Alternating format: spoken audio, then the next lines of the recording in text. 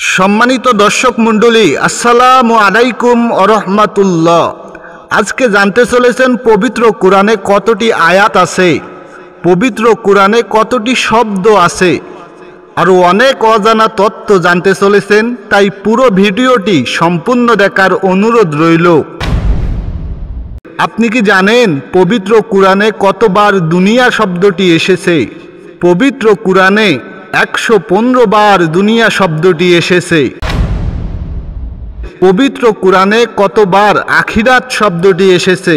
পবিত্র কোরআনে 115 বার আখিরাত শব্দটি এসেছে। পবিত্র কোরআনে কতটি অক্ষর রয়েছে? পবিত্র কোরআনে 3,23,671টি অক্ষর আছে।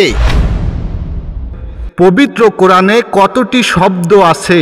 পবিত্র কোরআনে 77,439টি শব্দ আছে।